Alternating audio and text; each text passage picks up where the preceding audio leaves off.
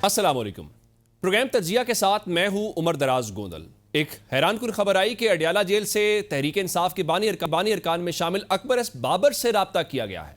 क्या ये राबता सुहेल आफरीदी या पूरी तहरीक इंसाफ के ऊपर अदम एतमाद है? ऐसे में जब सुहेल आफरीदी स्ट्रीट मूवमेंट का अपने जिला खैबर से आगाज कर चुके हैं, तहरीक इंसाफ कह रही है कल अगर मुलाकात ना करवाई गई हर चौक को डी चौक बना देंगे। कल क्या स्ट्रेटजी है? क्योंकि हुकूमत कह रही है मुलाकात नहीं करवाएंगे, बल्कि हुकूमत तो यहां तक कह रही है कि आप 27 सितंबर को 20 लाख लोगों की बात कर रहे हैं, आप 2 लाख बंदे ले आए, हम हुकूमत छोड़कर चले जाएंगे। गवर्नमेंट का ये कॉन्फिडेंस क्यों है? क्या पीटीआई के पास कोई स्ट्रेटजी नहीं है? पीटीआई एक दूसरे की बैशिंग कर रही है। सलमान अकरम राजा वर्सेस मिशाल यूसुफजई एक अलग मैच पड़ा हुआ है और सलमान अकरम राजा ने ऑन रिकॉर्ड ये कह दिया है कि ना सिर्फ उनके खिलाफ बल्कि सुहेल आफरीदी के खिलाफ साजिश हो रही है। अगर ये साजिश हो रही है तो ये साजिश कौन कर रहा है? और फिर क्या अपोजिशन के दरमियान कोई इत्तेहाद अब आने वाले दिनों में हो सकता है?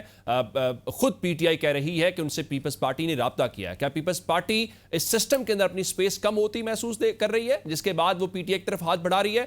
क्या पीटीआई की तरफ हाथ बढ़ाने का मतलब वो रेड लाइन क्रॉस करना है? क्योंकि फिलहाल पीटीआई के करीब जाना खुद अपने आप को मुश्किल में डालने वाली बात है। इन तमाम मौज़ूआत के ऊपर बात करेंगे। हमें बैरिस्टर अकील मलिक साहब ने ज्वाइन कर लिया है, वज़ीर मुमलिकत हैं। बैरिस्टर साहब, आपके वक्त का बहुत शुक्रिया।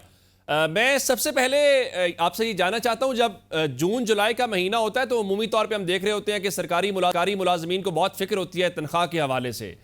पाकिस्तान पीपल्स पार्टी के हवाले से बहुत बातें हो रही थी कि इसी तनख्वाह पर काम करेगी। तो मुझे ये बताइए कि आपने पीपल्स पार्टी की कोई तनख्वाह बढ़ाई है या पीपल्स पार्टी पुरानी तनख्वाह पर ही वापस आ गई है? बिस्मिल्लाहिर्रहमानिर्रहीम। उमर साहब, बहुत बहुत शुक्रिया। देखें, पहली तो बात है कि मैं तो ऐसा कोई लफ्ज़ इस्तेमाल नहीं करूँगा इस सारे हवाले से।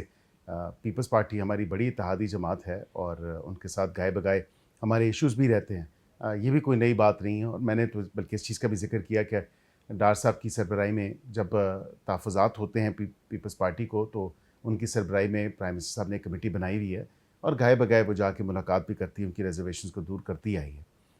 अभी फ़िलवक़्त जो तमाम तर मामला है वो इलेक्शंस की हवाले से है और elections Azad Jammu and Kashmir में आखिरी मराहिल, आखिरी इख्तितामी मराहिल में हैं और कुछ पोलिंग स्टेशंस हैं, वो आपको पता है, उस पर हो जाना है और फिर 6-7 सीटें हैं टोटल।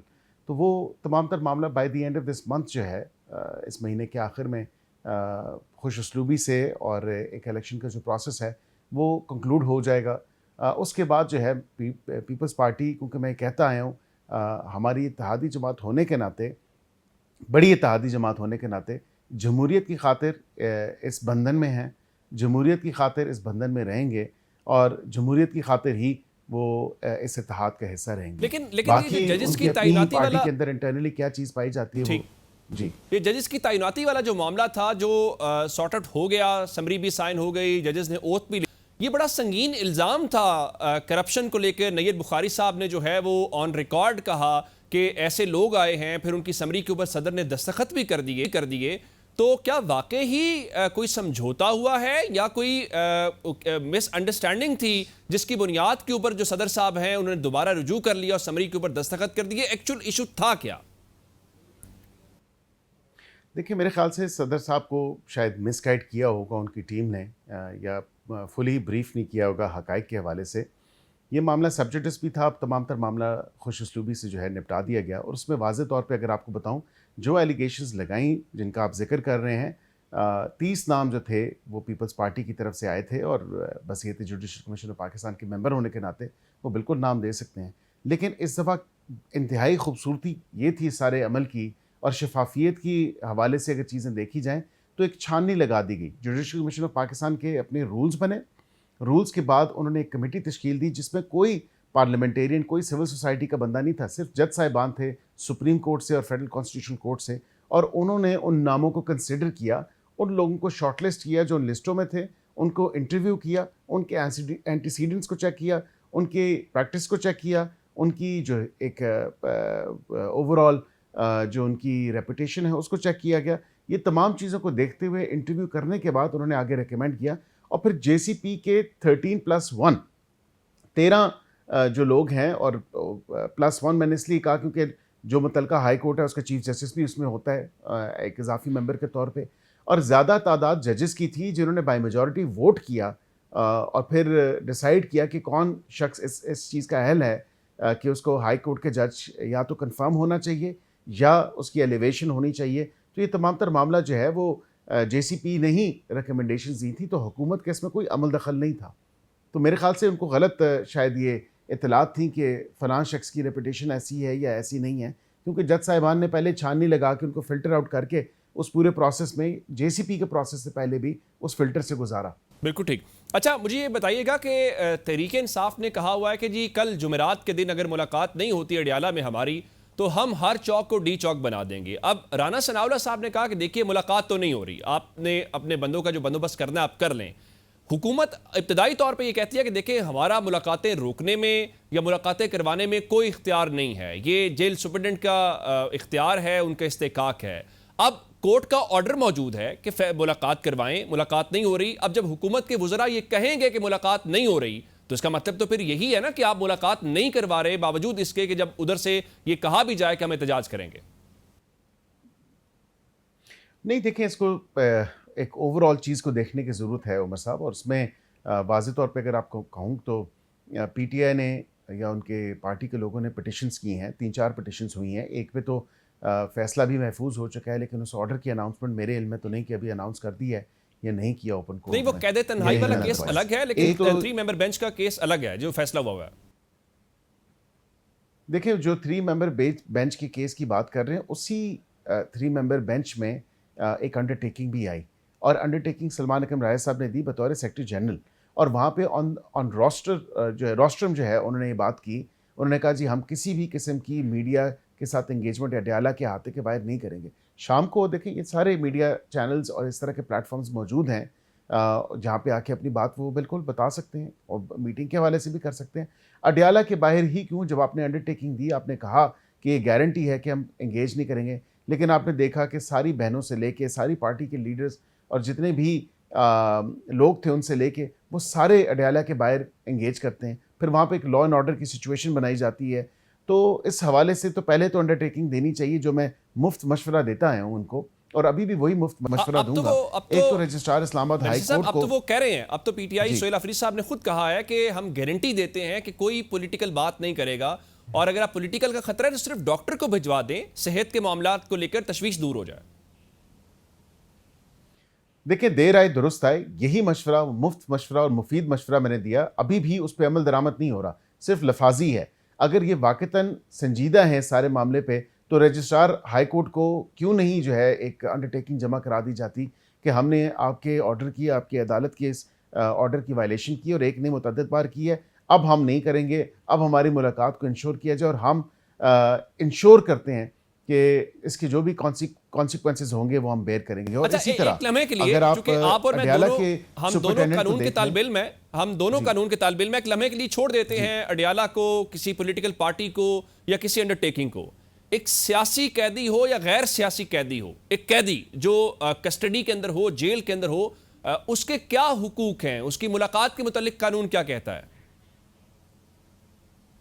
जी बिल्कुल, हफ्ते के अंदर उसकी जो 2 इंटरव्यूज़ जो कहा जाता है आम फहम में जेल मैनुअल, जेल रूल्स के मुताबिक वो होते हैं, लेकिन वो किसी पॉलिटिकल एक्सरसाइज के लिए, किसी पॉलिटिकल एंगेजमेंट, किसी पॉलिटिकल मीटिंग के लिए इस्तेमाल नहीं हो सकते। एक तो सबसे बड़ी वायलेशन ये होती आई है और ये होती रही है उनकी तरफ से। फ्रेंड्स बिल्कुल मिल सकते हैं, फैमिली वाले बिल्कुल मिल रहे हैं, फैमिली वालों की मुलाकात हो रही है। अगर आप बुशरा बीबी को उनकी ज़ौजा नहीं उस कैटेगरी में लेके आते, तो ये फिर बड़ी बड़ी एक अजीब सी बात होगी, क्योंकि उनकी हर हफ्ते अपनी बेगम, अपनी ज़ौजा बुशरा बीबी से मुलाकात हो रही है, और वो तन्हाई में मुलाकात होती है। वो कोई ये नहीं है कि जेल के एहलकार जो हैं उनके इर्द गिर्द होते हैं। उनकी मुलाकात तकरीबन 40 से 45 मिनट हर हफ्ते जो है वो एक दिन जो मुख्तस है फैमिली का, उसमें वो मुलाकात होती है, मिलते हैं दोनों, तो उसमें तो कोई ऐसी बात नहीं। इसी तरह बुशरा बीबी की फैमिली ने कभी मीडिया के साथ एंगेज नहीं किया अडियाला के बाहर, या वायलेशंस नहीं की कोर्ट्स के ऑर्डर की, और उनकी फैमिली जो है मुलाकात होती है, वो भी रिपोर्ट होती है। बिल्कुल ठीक, आप कह रहे हैं कि अहलिया की और शौहर की मुलाकात हो रही है, सो वो क्राइटेरिया फुलफिल हो रहा है। अच्छा, मैं आपसे जानना ये चाह रहा हूं कि चूंकि सेहत को लेकर अब उन्होंने कहा है कि हम 27 सितंबर को भी लॉन्ग मार्च करेंगे। एक तो ये कि पीटीआई जो कल की बात करी है कि हर चौक को डी चौक बना देंगे, फिर 27 सितंबर है। एक तो आप इसको सीरियस ले रहे हैं, पहली बात। दूसरी बात, अगर सेहत की तशवीश है, जो आपके कंसर्न है कि पॉलिटिकल एंगेजमेंट नहीं होनी चाहिए, कोई फ्रेंड ऑफ कोर्ट जिस तरह पहले सलमान सफदर साहब गए, या इवन ये तजवीज़ आई कि पार्लिमानी वफ्द भेज दिया जाए, तो क्या गवर्नमेंट इसके ऊपर भी कोई क्लैरिटी के साथ स्टेटमेंट नहीं दे रही या बात नहीं कर रही कि अडियाला के अंदर इस वक्त सेहत की क्या पोजीशन है, या हम गारंटी देते हैं वो बिल्कुल ठीक है ताकि कोई भाम रहे ही ना? देखिए, इस बात पे तो हम कह रहे हैं कि वो सेहतमंद हैं, सेहतयाब हैं, उनकी ट्रीटमेंट हुई है, उनको यहाँ पे पिम्स में भी लाया गया और 2-4 मरतबा लाया गया, डॉक्टर्स की एडवाइस भी लाया गया। ये उससे रिसेंट पहले लाया भी गया या स्पेशलाइज्ड पुरानी मेडिकल, बात कर रहे हैं? जी नहीं, मैं पुरानी भी बात कर रहा हूँ और रिसेंट एज जो लास्ट टाइम रिपोर्ट हुई मीडिया से भी, क्योंकि देखें जब भी उनको लाया जाता है उनकी पार्टी के लोगों को बताया जाता है, और ये ऐसी बात नहीं है कि इन्फॉर्म नहीं किया जाता, उनको बताया जाता है बाकायदा कि फ़लाँ जो है तारीख या फ़लाँ डेट पे उनको लाया जाएगा या लेके आ रहे हैं, बिकॉज डॉक्टर्स ने रिकमेंड किया है, ताकि उनको अप्रेज़ करवाया जाए सारे मामले के हवाले से। दूसरी बात, मैं उमर साहब ये ज़रूर कहूँगा, मैं ज़रा तो ये थोड़ी सी क्लैरिटी चाह रहा हूँ, मैं आपको कथा कलामी कर रहा हूँ कि हालिया ये जो ब्लड प्रेशर की खबर आई कि ब्लड प्रेशर का इशू है, उस पे चेकअप के लिए इमरान खान को पिम्स अस्पताल लाया गया, आप ये कह रहे हैं? नहीं, ब्लड प्रेशर वगैरह ये जो सारे वाइटल्स हैं, ये बाकी चीज़ें हैं, ये तो स्पेशलाइज्ड मेडिकल बोर्ड ऑलरेडी तश्कील दिया हुआ है, और अडयाला के अंदर जो अस्पताल है वहाँ के डॉक्टर्स, उसके साथ एक्स्ट्रा स्पेशलाइज्ड जो डॉक्टर्स हैं वो उनके मॉनिटर करते हैं, दिन में 2-3 दफ़ा मॉनिटर होते हैं उनके blood pressure, vitals, heart beat, इस तरह की सारी तमाम चीज़ें जो हैं। ठीक। अच्छा, दूसरा वो एहतजाज के हवाले से 27 सितंबर की उन्होंने कॉल दी है, फिर इस जुमेरात की उन्होंने कल की बात की है, गवर्नमेंट इसको कोई थ्रेट महसूस कर रही है, कोई डरी हुई है? क्योंकि हमने देखा था कि 26 नवंबर को भी पीटीआई को लेकर गवर्नमेंट यही कह रही थी कि हम देख लेंगे, फिर सुबह आपको आजम सवाती को भिजवाना पड़ गया था अडयाला जेल। देखें, अभी भी 27 की जो तारीख दी है उससे पहले ही अगर देख लें, एक तरफ कहा जाता है कि 20 लाख लोग होंगे, अभी कह रहे हैं कि जुमेरात को अगर मुलाकात ना हुई तो फिर हर चौक डी चौक होगा, तो ये देख लें कि हकीकी सूरत हाल सिचुएशन क्या है, ज़मीनी हक़ाइक़ क्या हैं। ज़मीनी हक़ाइक़ तो ये बिल्कुल अवाम इनको यकसर नौजवान मुस्तरद कर चुके हैं, और इस हवाले से देखने की ज़रूरत है, जो कहा कि 10,000 लोग लेके आएंगे, वो 10-100 बंदे भी नहीं लेके आ सके अडयाला के बाहर, और अब 20 लाख का दावा कर रहे हैं, तो 27 भी कोई इतनी दूर नहीं है, या ये जुमेरात भी इतनी दूर नहीं है। जुमेरात हो जाएगी, जुमेरात को देखिएगा, और उसके बाद फिर जो फैसला 27 सितंबर के हवाले से गवर्नमेंट कोई कंसर्न नहीं है, कोई परेशानी नहीं है कि बस आना चाहते तो आने दें?